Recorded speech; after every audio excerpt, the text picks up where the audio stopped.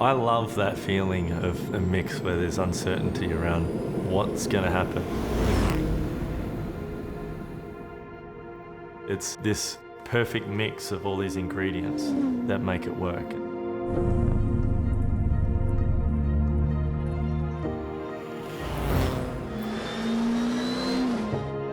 When a car is on the edge of being out of control, pretty much the same as building a company.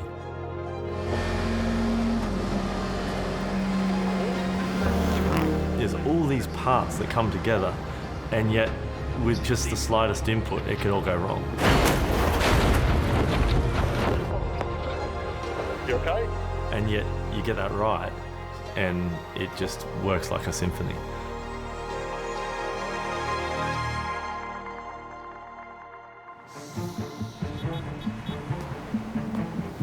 Founding a company is one of the most daunting and lonely paths a person can choose.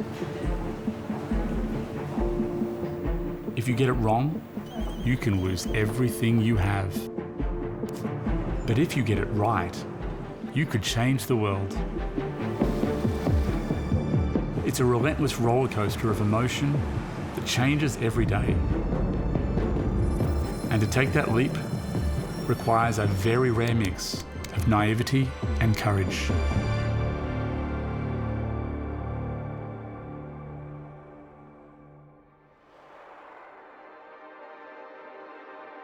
Nearly every day this year, emergency crews have been called to work sites following an accident which could have been avoided. One worker's leg painfully trapped as others try to... 000 call sends emergency crews to a construction site after a worker is crushed. To lose your loved one to an avoidable accident makes it even harder to deal with. There are a number of employees out there who are just not doing what they need to do to keep their people safe. Workplace health and safety, it's definitely not the sexiest subject. For 65 years, we've seen the same problems exist. Someone dies every 15 seconds around the world from a workplace incident. In the same time, 160 people are injured. I wanted to do something about that. When you think global tech companies, Townsville doesn't immediately come to mind. But SafetyCulture started up here in a garage in 2004. SafetyCulture is best known for the checklist app that we built, iAuditor, which allows workers to be able to create a digital checklist and be able to check the things that matter in their business every day. From checking the fridge temperatures in a supermarket through to the condition of an aircraft before it takes off. Today, SafetyCulture's iAuditor is the most used inspection app in the world. It's currently used in over 80 countries. The United Nations were using it for checkpoints in Afghanistan. And even events like the Australian Open use SafetyCulture to manage their behind-the-scenes logistics. This is a great Australian success story. People think I'm some sort of safety guy. I'm a fun guy. It's the beginning of this revolution where people who are in everyday jobs like bricklayers and baggage handlers, they're now the ones driving changes in the workplace. We didn't do this to build a big company. We did it to solve a global problem, and that's the difference, I think, and that's what drives us today. There's a quote that says something like, the reasonable person succeeds in adapting himself to the world, and the unreasonable man, persists in trying to adapt the world to him. And so therefore all progress comes from the unreasonable person. I did have a sense that I was going to do something in the world that mattered. I didn't know what that was, and there was this whole feeling of uncertainty around what is this thing I'm here to do? And I'd tried different things and it just didn't feel right. There's just this void of not knowing what you're here to do until you do enough things until you find your way. And I think I took a while to find that. I went to a Tony Robbins seminar. One of the things I did was write down this goal. It's like, write down the craziest goal ever. I was earning $700 a week. And so I thought, if I could make $40,000 in a month, that would be a crazy goal. Like, it's crazy, like, as if I could do that. And then at the end of it, it's like, well, now you must. Like, if you write that down, whatever your goal is, you now have to go and do it. And I'm like, holy shit, like, okay. And so the first thing I did was I quit my job and literally sat there thinking, what the hell am I going to do?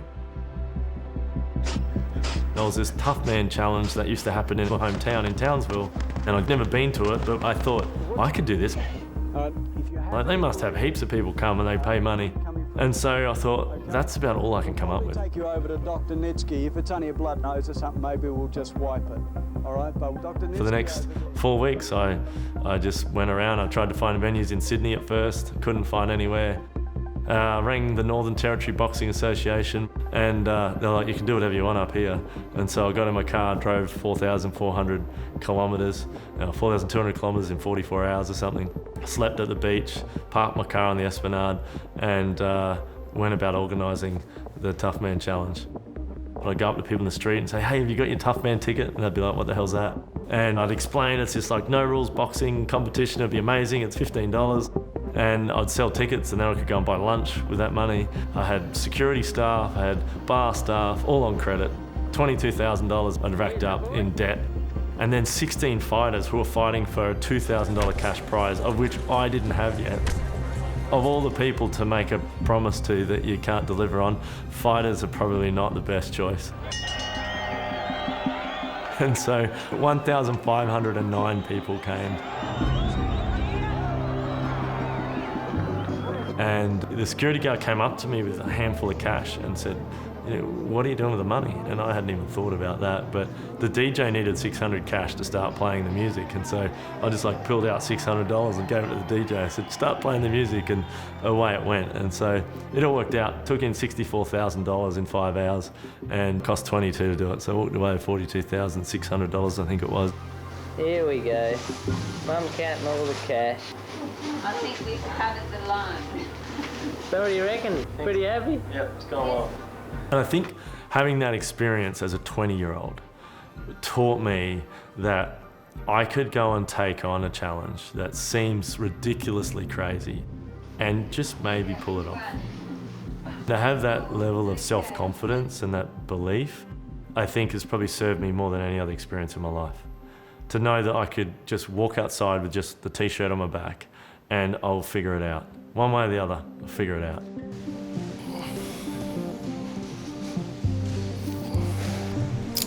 I think all of us like to look at entrepreneurs and their stories and their backstories and reverse engineer and think, oh, maybe I could too. And maybe you could, but most of us couldn't. What all entrepreneurs have that Luke definitely has is to build that muscle of being okay with failure. To try something, learn why it didn't work, dust off, go again. Being a founder is a lot about confidence. It's about being so confident in yourself that failure is not a major issue. I think Luke sees failure as just this opportunity to learn, this opportunity to bounce back and try something new. And for him, there's not this sort of fear that if something goes wrong, it's the end. So all the different jobs I had, I'll try and remember them, but I delivered pamphlets when I was younger, mowed lawns, worked in the palm farm, then worked at the gas station, had the Townsville glass recycling business, became a private investigator, did the Tough Man Challenge, worked at a Ford dealership in Sydney, took over a gym, went broke, got the rights to the wheel on the shopping trolleys that locks if you take it outside the car park. No shopping centre wanted it at the time, so I was like 15 years too early. Was shooting for Channel 9 as a camera operator and the Sydney Morning Herald and Daily Telegraph doing photos. Opened a photography studio, spent 4 years part-time on the road for Tony Robbins. Started a marketplace of safety professionals to buy and sell stuff. Built a training platform, which didn't work. Built a document management platform, which hardly anyone used. Built an app in 2011 that no one used. Then built iOrder in 2012, and everything changed. So you're an overnight success. I was working as a private investigator, spying on people who'd been injured at work. And I was involved in around 2,500 cases. There was a case where a guy in his 30s hurt his back lifting a piece of concrete on a job site, and he ended up at home on workers' comp. You've got no motivation, you're waiting for a payout, so your lawyers tell you not to work, and he ended up becoming an alcoholic, drinking. He used to probably have a beer at night, now he's having a beer at 10 o'clock in the morning. His wife and children ended up moving out and said that we'll move back in when all this is over because you're a different person.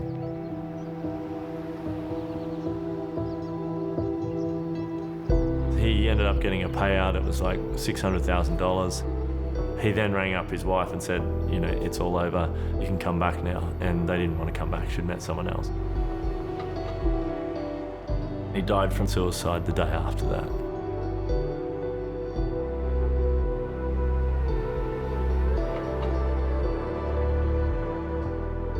I think that experience probably shaped how I thought about the investigation work more than anything else. I kind of went, I'm either part of the problem or part of the solution. Following people around after they've been injured or whatever, I can't help them fix this problem. And that's why I created SafetyCulture.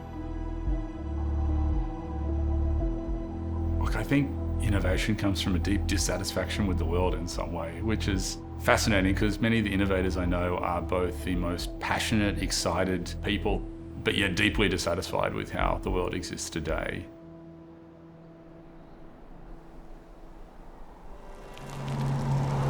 So initially I created a procedure manual on how to, I guess, train your staff on how to behave at work. So it started with this kind of idea, I think, of just helping businesses do what they do better. And then very quickly, you know, I realized, oh, customers all over Queensland, and then, you know, eventually even over Australia could use this. And I guess the ambition continued to grow. You know, I thought, well, I need a software engineer. I didn't know how to code, and it would have taken me too long to learn, so I met Ian Atkinson, who was the professor of computer science out at James Cook University. He said, yep, I know a young guy by the name of Alan, he'd be great. It really was the canonical garage startup. You know, as I've known Luke across the years, the one thing you can never say is that there's no forward momentum. There's just continuous momentum. And so Alan turned up on my doorstep a few days later, and I gave him the pitch on what I wanted to do, and away we went on my kitchen table. And so what we can do is make it safe for them so that they feel like they're being guarded. So we started off with a job safety analysis app. It was called IJSA, which is a terrible name, but it did one thing and it did it quite well, but it was not very customizable. The learnings from that was we could take that sort of experience and put it into something new that people could modify themselves. All right, so you've got copies and keychains and that sort of thing. Yeah. The normal way people approach this problem is to build compliance software, which is boring as shit. We saw the law and legislation as a minimum standard. Then we had to ask the question, well, what does best practice look like?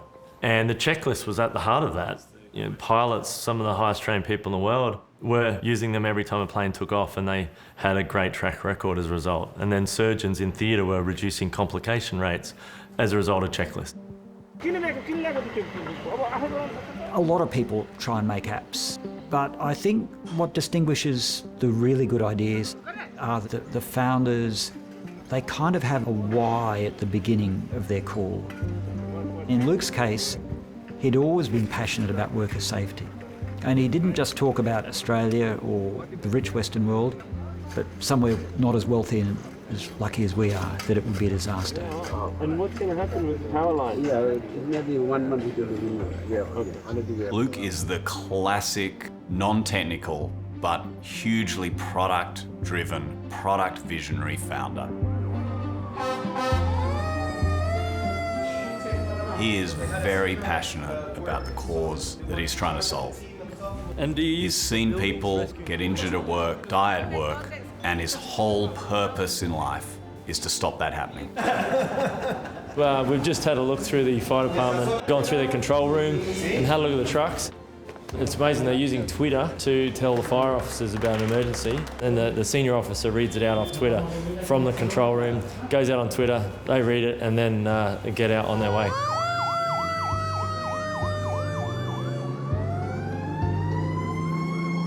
At the time, particularly with checklist apps, there were only a few and they weren't that well designed. Particularly right up until launch, we had this completely different design. It wasn't very iOS. It had a weird sidebar and some main detail view thing. Submitted it to the App Store and we were just sort of testing it out the final hour, and was like, I don't know if this is gonna work. It's a bit confusing. So we basically scrapped that whole thing and went back to a fairly standard iOS approach. The App Store is the greatest distribution model ever created. You can build a product and sell it millions of times over without any cost at all.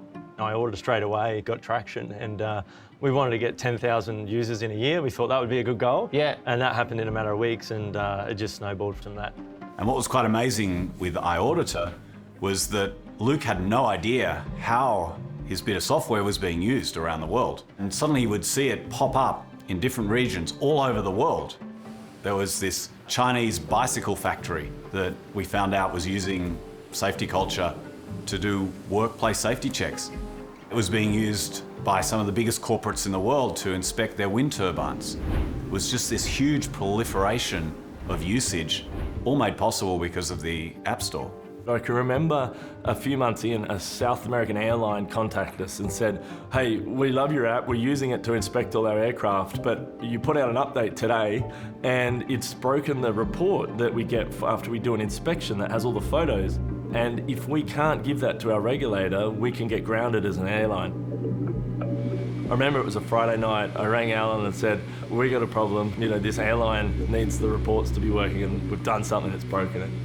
So I got a call from Luke at 9 p.m. saying, hey, I've got this email from a customer and their planes are on the ground and we need to do something right now. I was like, okay, all right. Drove to his house, started working on a fix, found the issue, basically begged Apple to push this through as quick as they can. But that was probably the purest moment of panic I've had in my whole time at SafetyCulture. Was that first time I actually broke something really, really badly. Al and I looked at each other and went, shit, we're two guys in a garage in Townsville. I didn't really realize the significance of the app that we were building in that it was being used to prevent bad things from happening. Literally, lives are at risk. That was probably the point where we went, holy crap, this is pretty big.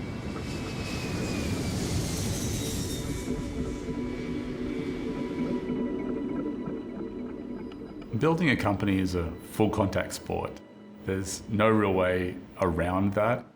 It takes every part of your psyche, every moment of being awake, and that can take an incredible toll on people.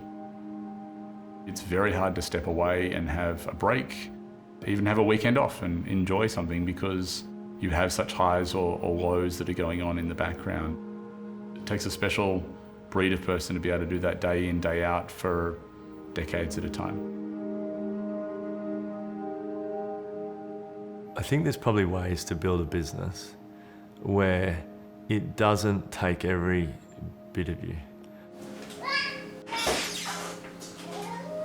I raised the girls as a single dad from the ages of 7 and 9. I'm trying my best. Yeah, they had to just adjust.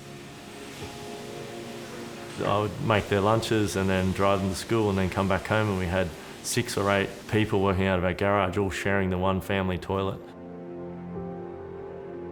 The girls have sacrificed a lot just because Dad's always busy at work. And that's something I've got to live with.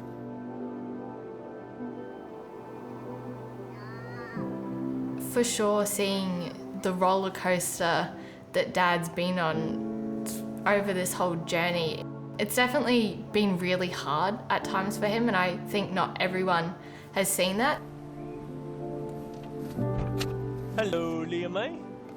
There was definitely times where it was a bit touch and go, and I remember, as a kid, just small things like going to get ice creams after school and the car getting declined. It's we're going through a bit of a tough time at the moment, but hopefully it will work out.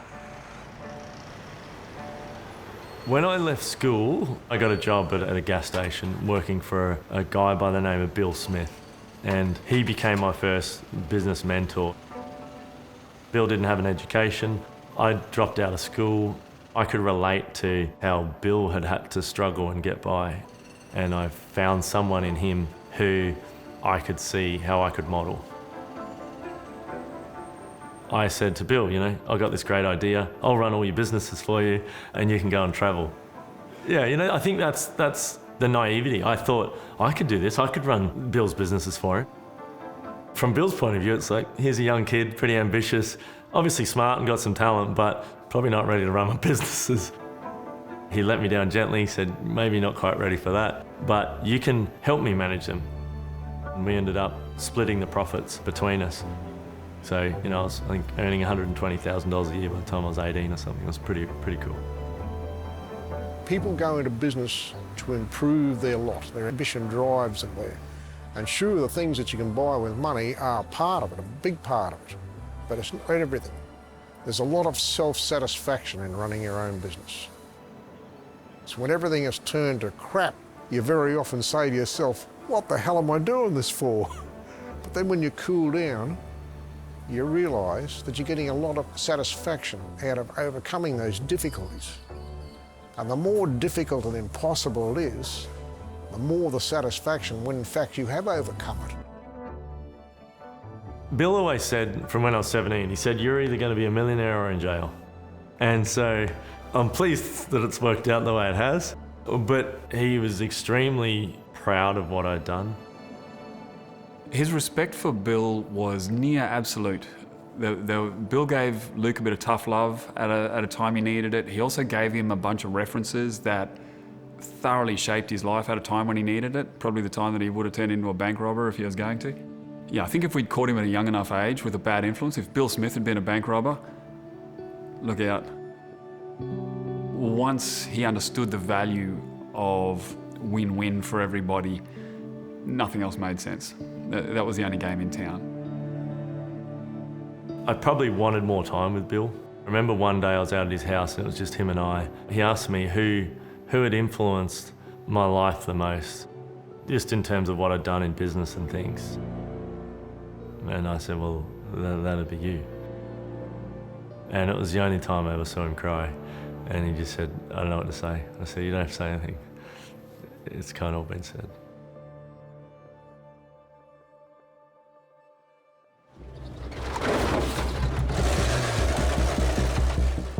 Luke and I have known each other for about 20 years. We've been, great mates during that time, thick as thieves. We got up to a lot of mischief as younger blokes. We were always doing fun stuff. Glenn, what are we doing here, Phil? We're putting up the accelerator cable here. We used to get old cars for $50 or $100 and fix them up a bit and drive them around in the bush. And Yeah, old cars on the salt pans. Yeah, driving around with motorbike helmets and mouth guards in, sort of crashing into each other. Go at an incredibly fast speed and then launch through the air, hit the side mirrors on the trees as we're going through. It was great fun. I think I'll take them. We were doing stuff in cars that weren't good. I went on to create one of the world's great safety companies. I think I probably have a pretty high tolerance for risk. It probably started out as just being naive, not understanding the consequences, and then all of a sudden getting comfortable with taking those risks. That served, the business really well, because I probably wouldn't have done most of the things we've done if I didn't have that comfort in taking a risk, trying something new, and going after it.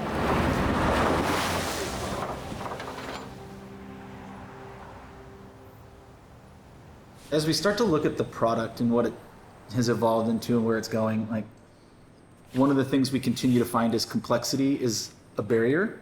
Like, we overcomplicate it internally, and that translates to our customers.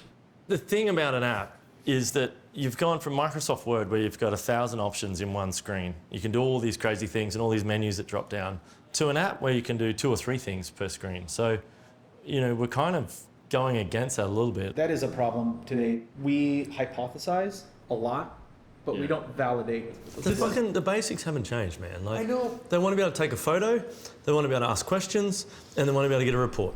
How do we get so far away from that? Just fucking do that well. Just do that well. Just do that well. And then we can build off that. We got to get back to the basics, though. Like, it's not that hard to just say what makes our customers happy. One of the challenges I noticed was that I was hiring mostly young software engineers who had perhaps gone to university and maybe only had one job, or this was their first job. And they were building software for workers all around the world, but they didn't understand what these workers did. So we're trying to understand. I'd seen 2,500 cases as a private investigator where people had been injured at work. So I had the emotional connection to the problem. I had seen the pain that this caused people when it went wrong. I wanted our team to be able to emotionally connect to the why behind our work. Luke is a strong visionary for what he wants changed in the world, but his strength and one of the things that's really unique about him is his ability to tell stories. In terms of whether that is trying to convince someone to join his organisation or whether that's trying to, convince a customer to use their product. Like, he's an immense storyteller. With people, and that's why we do what we do. I was on a flight coming back from Europe and I watched the movie Deepwater Horizon and I'm crying and I'm, at the end of the movie they show the real people who died, the 11 people who died when that explosion happened. And I just got off that flight and I thought, this is why I do this. This is why I'm on this mission. So when I saw that film, I thought, let's get one of those people who survived that to come and tell their story. So please stand up and welcome Caleb Holloway from Deepwater Horizon. I think part of this mission is to bring those stories to our team, to connect our team, to understand why this matters, what the cost is when you get it wrong. Because when you get it right, no one really notices. This used to be an 8-story building. Now this is all that's left. A garment factory has collapsed in Bangladesh, once again calling into question the safety standards at the factories. I would take part of the team to Bangladesh. They would go to ground zero where the building collapsed in 2010 and 1,150, mostly women and young girls, died because the building was falling apart. The police were called in to beat some of the workers and send them back into the building to make them keep working, and then the building collapsed and they died. I wanted the team to go and meet these people and understand what the impact of getting it wrong looks like. We did not want this. The reason for this was negligence, ignorance. I never heard people talking about compliance. I never heard this.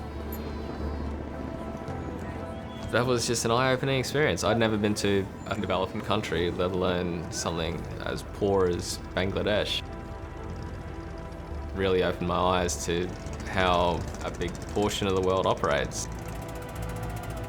Their safety standards, they don't exist. It isn't there. You can't even say they have some because it's basically none.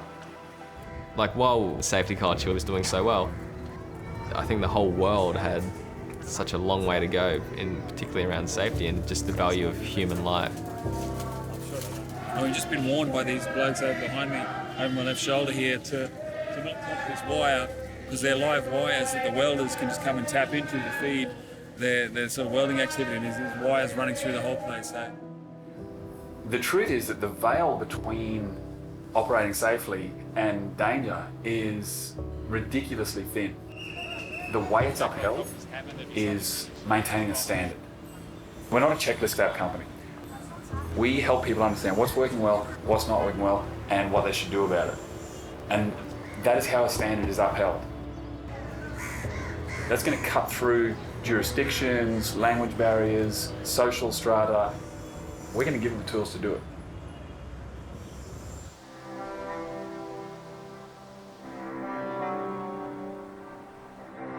When we launched iAuditor 2.0, shortly afterwards we released the cloud component of it, and that's when the cracks started to form. During that period, the user growth just exploded at SafetyCulture, and suddenly we had 12,000 users using this software system every single day. And it soon became clear that the database that we built it on just couldn't handle the load. I was getting customers coming to me and saying, I've had my iPad on my desk for 3 days and it's been syncing the whole time and it still hasn't finished. And I would say, oh, it actually stopped after the first minute. We hired an engineer from Sweden. He sort of said to Luke, look, I can do this. We can do it in a handful of months. We'll move across from Google App Engine at the time over to a new system. He comes to Townsville, he walks in, he says, all your engineers are terrible, your back end is terrible, and I can rebuild the whole thing on my own in 3 months. So for the next 2 months, he goes nuts with coding. Like, he's there till midnight, he's coding, it was amazing, he's doing all this stuff. No one had a clue what he was doing. And after 2 months, he said, I'm homesick, I'm gonna go home and finish this when I get home. And of course, never heard from him again. Yeah, Johan. Wonder what he's up to today. Team of engineers, Alan and Tristan and everyone who's there, kind of looked at each other and went, well, we don't know what he's done, but we can perhaps try and continue it. And we think maybe in a month we can finish it. I'm doing videos to customers and saying, we're building a new back end, please, be patient. It's coming in about 4 weeks' time. It's going to be amazing. And of course, 4 weeks would come and there would be nothing. A short time ago, we released a major update for iAuditor iOS version 3.0. Now, in hindsight, a release this large and fundamentally different in appearance was a mistake. Then I'll do another video like a month later and I'd say, very close now, it's not going to be long. And the engineers would be like, oh, we don't know when this is going to happen. After months of this process, there was just no light at the end of the tunnel. At the same time, user growth just kept exploding. So it was like trying to fix the plane while we were flying it. I think one of the reasons that SafetyCulture ended up in that almost car crash time when they totally re-architect everything is that I think Luke didn't believe that that was an outcome or a possibility. Like, it was run the car at red line until it basically, busts. I think it was that day we finished the day, like I walked out the back to hop on my bike to ride home and I just slumped in the chair and had a couple of tears, quiet tears. Luke just happened to walk around the corner and saw me and he just said, why don't you just have tomorrow off and recoup and then come back the next day and we'll keep going. He was just in tears. It was just completely broken, he had nothing left. I think fortunately when one of us felt that way, the other one probably had some hope and we kind of kept each other going. But, we were at rock bottom and it was taking everything from us. It was just, grueling. I think it was a period where we were uncertain as to whether the business was even going to survive. Like, iAuditor was our whole business, people doing checks in the workplace. So if we couldn't fix this, it was just a really uncertain future. At that time, the engineering at SafetyCulture had ground to a halt. They couldn't release any product. Disaster is probably the accurate word for it. And so Scott Farquhar from Atlassian introduced me to Anton Mascavoy. He came in and helped us clean it all up. He really whipped the team into shape. A lot of people didn't like that. He was a little bit tough. He was very detail-oriented, made sure that we didn't screw anything up. And it took someone coming in and saying, no, we need to maintain the code. No, we need to develop in a certain way. And I think it took Luke letting go and trusting someone that maybe on balance he didn't quite understand. I can remember Tom Dance was asleep at like 3 o'clock in the afternoon on a Sunday in the theatre room we had. And I remember going in and saying to him, we're going to launch this in an hour, it's going to be ready. He's like really sleepy and he said, this better not be a G-up because I can't handle any more G-ups. I said, no, Tom, we're going live, this is real. And an hour later we did. Holy shit. It's been a big weekend. We're just doing some final testing, tidying up some loose ends, and I think we're going to be right to go. I'm pretty happy where it is at the moment. Everything's syncing, everything's just perfect. T-minus 21 seconds. Alrighty, here we go, year's work. About to go down the tube. Okay, we're on. We're on, we've gone live, folks. Our zero's going to turn into a number soon. Hey. There's traffic on Couchbase. Holy fuck. We migrated 1.8 million pieces of customer data from the Google database we built across to the AWS database. We had to make sure that every single permission and what people were allowed to see and what they're allowed to do, that everything was intact. You don't really know for sure until you make it live, turn it on, everything started working perfectly, the syncing worked, the exporting the reports all worked, everything was working, and that was just a moment of, I'd say, elation, I suppose. Sinking my business right there. Sinking my safety business. And I just remember the sort of jubilation in that team and getting to a stage and getting it back on track where they could release frequently and get products in their customers' hands. I don't know, I remember that was, I think, a bit of a watershed moment. Yeah, in hindsight, it was madness what we did. The move from one system to another and to flick the switch on a weekend was just stupidity. We got told multiple times we shouldn't do it and that it's never been done before, or no one knew of anyone that had done it before, but we somehow made it happen. That was a huge launch. I can remember having champagne in the office here after we turned the button on. Yeah, that was a big high point. I can still remember Scott Barker's face when I said that we're going to migrate everything just in a big switch move.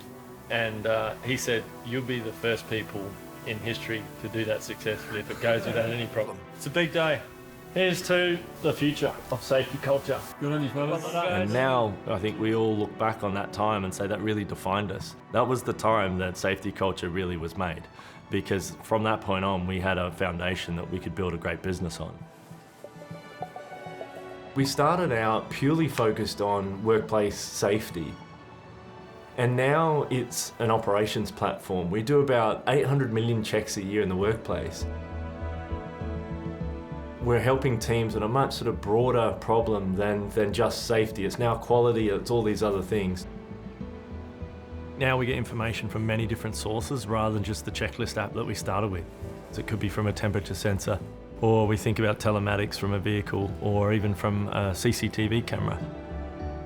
I think success for safety culture is that we are kind of the household name that people think of when it comes to teams, operating in the workplace. I think that would be a point where you look back and you say, yeah, we achieved something pretty special. We changed the way the world works.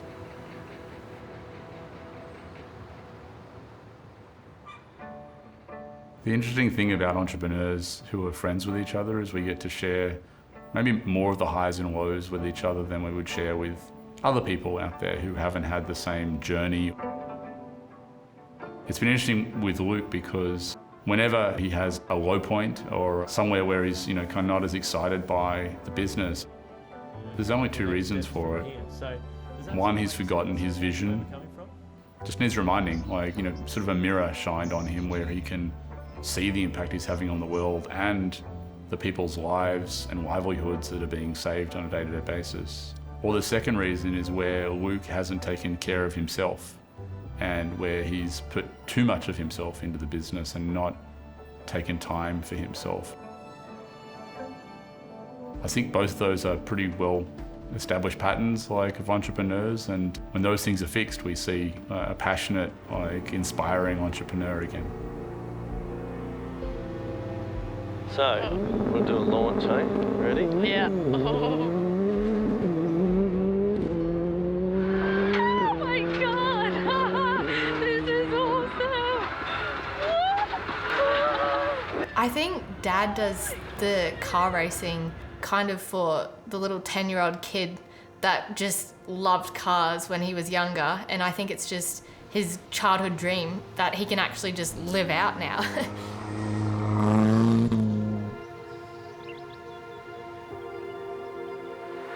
Here's care sharp drop 50, caution crest, braking 30. Stay right on brow, 20 over finish. When I'm in the car, put the helmet on, I need to be 100% present. I can't be thinking about stuff from last week or what I'm going to do next week. That means forgetting about work completely. What's happening right now is the only thing that matters. And then I come back and I'm fresh and I can think about how we solve these problems in a new way rather than just feeling like it's the daily grind. Luke likes the energy and excitement and adrenaline that comes from being right on the edge, kind of pushing the limits of whether that's a race car or pushing the limits of a business. He really enjoys that kind of adrenaline rush and running things, turning it up to 11, as you would say. We've seen incredible growth over the past 7 or 8 years. It's certainly a long way from where Alan and I were in the garage when we started. But I think over the last decade, he has got much better at understanding how to push it right up to that red line without blowing things up.